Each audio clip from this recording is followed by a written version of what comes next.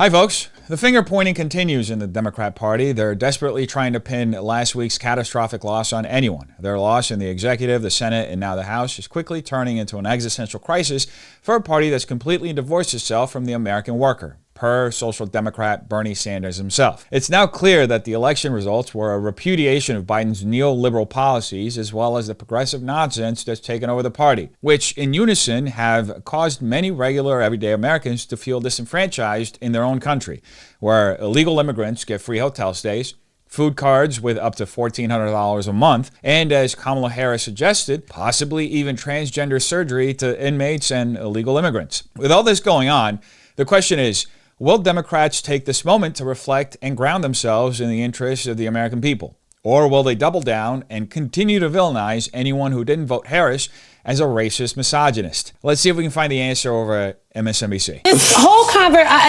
yes, that is it. It's not about, how can we, I've been very dismayed actually by this whole working class voter conversation, because are black people not working class? Okay.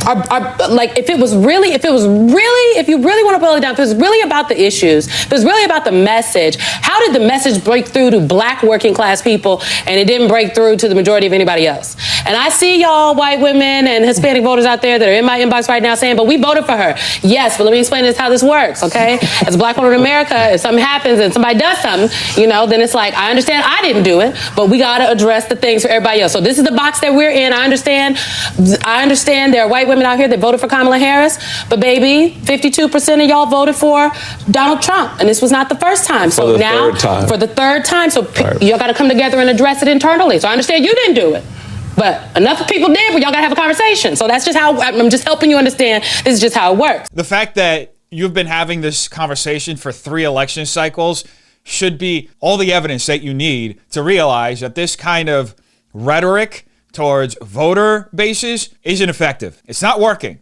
I don't know why progressives keep focusing on blaming specific voter groups. All it does is inadvertently indicate that progressives are absolutely incapable of doing any sort of self-reflection, taking accountability for their own actions. At the end of the day, this election was a referendum on you. This was the American people, and not just white women, as she mentioned, Latino voters, as well as the largest share in black male voters ever going for Trump. And also, you know what? He also had gains with black women compared to other elections.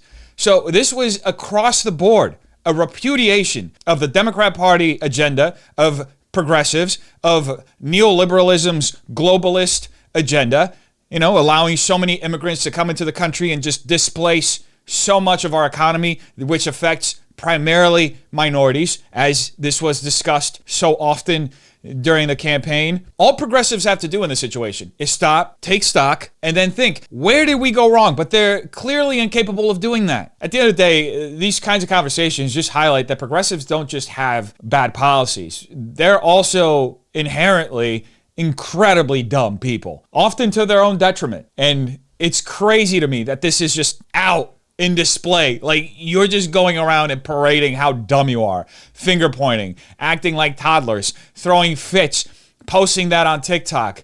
Please have some semblance of self-respect. Do what people do. Do what regular people do, which is look at yourself in the mirror and take accountability for the fact that, yes, people hate you. And there's good reason for that, because you are absolutely disconnected from the priorities that regular, everyday working Americans have. Do you remember Donald Trump? Yes, I just said his name. Oh, you did? Do you remember him talking about the working class in any of his... I remember him talking about the economy. I don't agree with his tariffs. What do you remember about tariffs? Anything else? No. I remember him tariffs. saying that immigrants were coming in here to take black jobs and bringing Hispanic jobs.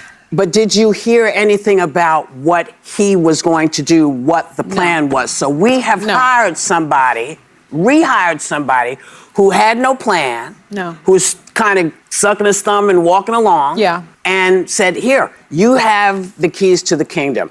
I'm sorry, I don't remember hearing anybody but his surrogates talk about what their plans were, but I never heard him really say much more than we're going to have tariffs and everything is really, really big. I don't remember him talking about kitchen table issues. Oh, please shut the fuck up. Please.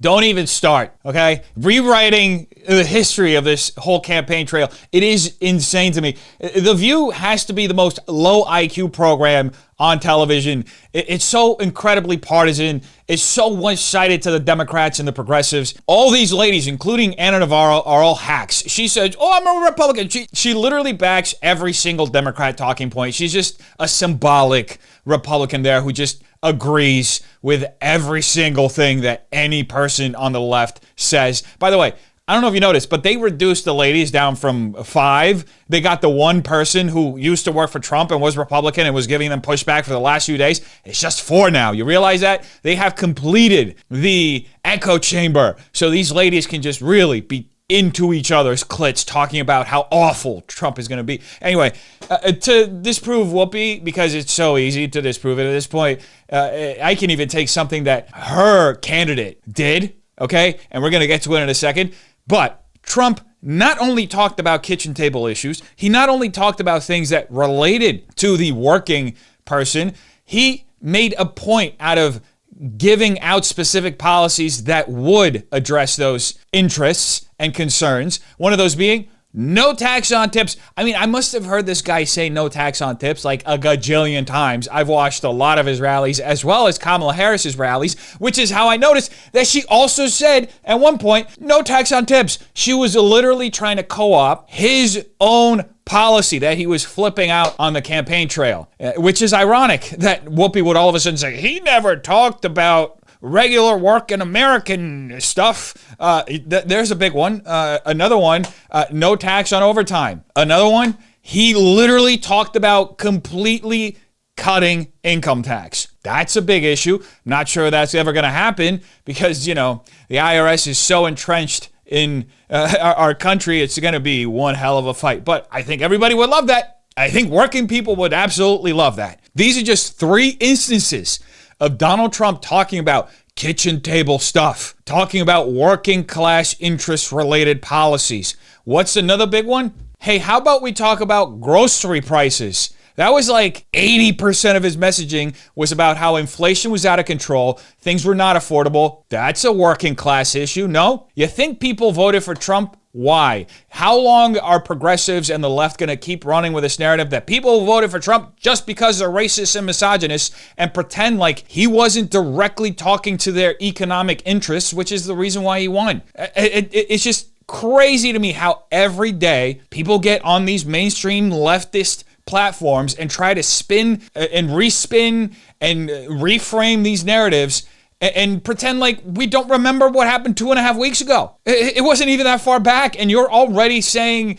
that he's like not standing for you because, oh, why would working class people vote for him? Because he legitimately spoke to their interests. And guess what? The economy and the border, 2 huge working class concerns in this election. And what did Kamala Harris do? She just spent the entire time lifting Trump's policies and then saying, orange man bad, the whole time. That's why she lost. She didn't lose because she's a Jamaican Indian woman. No, she lost because she was just a bad candidate who had no policies and turned her back on the policies that she did have. Anyway. Look, Donald Trump won the electoral vote. He won. He's going to win the House. He won the Senate. For all effects and purposes, he's got the Supreme Court. They've given him immunity. This is what the country voted for. This is, you know, a lot of people thought that when he talked about mass deportations, he wasn't being serious. I don't know how many times he had to say it for people to realize he was being serious. Well, if you thought he wasn't being serious, the appointment of Tom Homan today as border czar, and he will be in charge of a mass deportation program, the largest the country has ever seen, they say. And now Stephen Miller, as deputy chief of staff, should let you know that he was absolutely serious. And when you talk about mass deportations, people think, oh, it's just going to be the criminals. There's not enough criminals, aliens in the federal prison system for it to be mass deportations. What it means is grandmothers. What it means is brothers and aunts. What it means is abuelos y abuelas. It means dreamers. It means your family members. It means your colleagues. It means your friends. It means people who are part of the society.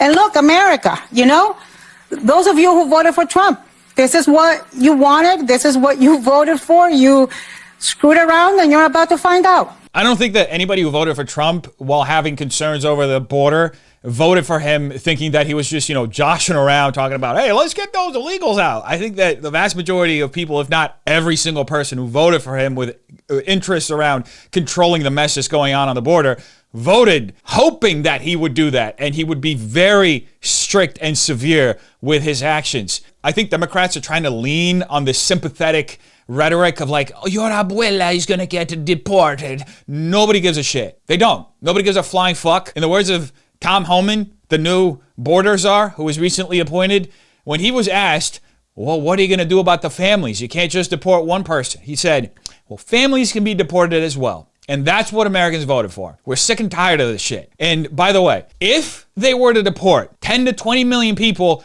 they would bring back the numbers likely to what the number of illegal immigrants were when Biden first took office. That's how many people Biden let in with his globalist immigration policy of just allowing anybody to come into the country unchecked. And by the way, if it was just the criminals, that's already about 500,000 people. So either way, it's a win-win, okay?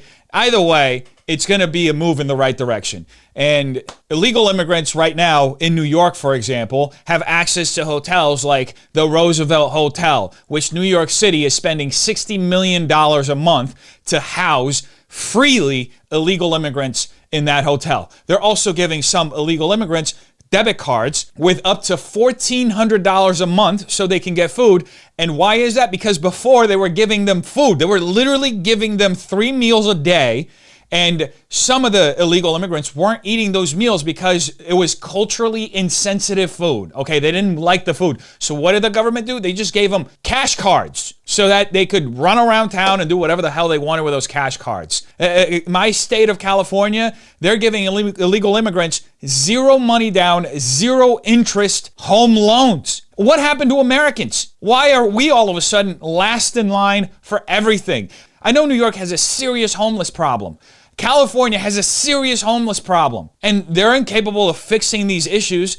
Meanwhile, they give people who have just come into the country illegally, literally committed a crime to be here, skip the line on all the legal immigrants who have been busting their ass to go through all the hurdles to be able to live in this country legally. They're giving them anything they want. It's just crazy. It's the kind of stuff that makes you believe the conspiracy theories that Democrats are doing this specifically because they're trying to flip the electorate. They're trying to just put pressure on battleground states and just increase their numbers so they can essentially lock blue states in the same way they've done with California. California, I mean, for California to go red again, it's going to have to be a fucking miracle because they've successfully done that here.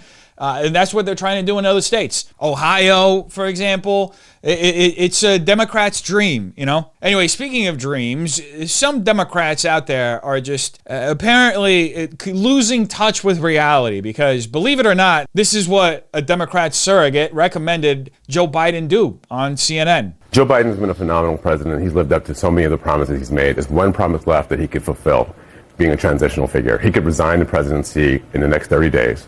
Make Kamala Harris the president of the United States. Whoa. It would absolve her from being able to from having to oversee the January 6th transition, right, of her own defeat, and it would make sure that it would dominate the news at a point where Democrats have to learn drama and transparency and doing things that the public want to see. Is the time. This is the moment for us to change the entire perspective of how Democrats. Okay, this operate. has now jumped from an internet meme to a Sunday morning show. Jamal's out here right now. Congratulations. Season of House of Cards. I thought you were going to say, what about the Supreme Court? That's also out there. Well, the Supreme Court might happen. I don't know if it will, but I think this is something. These people are retarded. That's the only way I can rationalize this shit. We saw it a couple of days ago. Democrats were running around recommending that Sotomayor step down from the Supreme Court so that Joe Biden can recommend Kamala Harris to go on the Supreme Court. How are we going to have all the hearings? Are we just going to smash it into 2 months so we can shoehorn this person who is a bumbling idiot at best into the Supreme Court? For what effect? As far as I know, they don't serve out Supreme Court rulings with mimosas, so I don't know if that's really Kamala Harris's,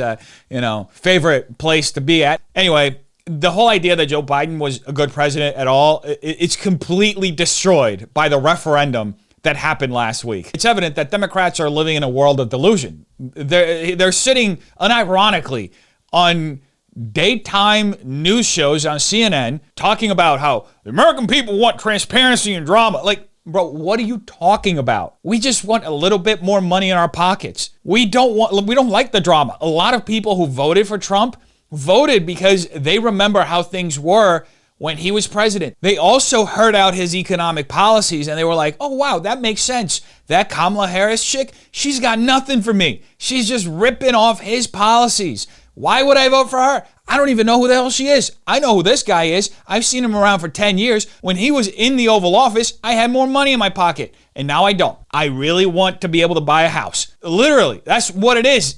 Drama, nobody wants the drama. The drama is what you guys do, is what the Democrats do.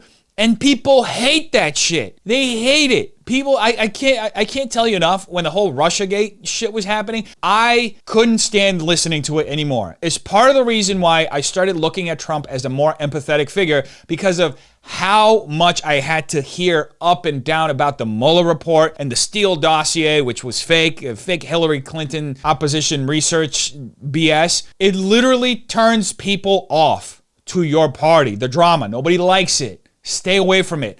Come up with good policies. Help working Americans achieve their financial dreams, have financial security, and you'll basically get all the votes you want. It's like an infinite money glitch. But clearly, the Democrats have completely lost their way. They're out of touch. They're trying to blame anybody else but themselves. They don't have policies right now. Their idea of gaining back the electorate is drama. Bro, get the fuck out of here. I'm sorry. I can't even begin to process just how much of a failure your party has to be if these are your solutions to getting such a huge referendum on your party and losing the House, the Senate, and the presidency. Democrats are setting themselves up to keep losing. And honestly, they deserve it at this point. Anyway, folks, you tell me what you think in the comments down below. Love every single one of you. Hope you have a terrific day.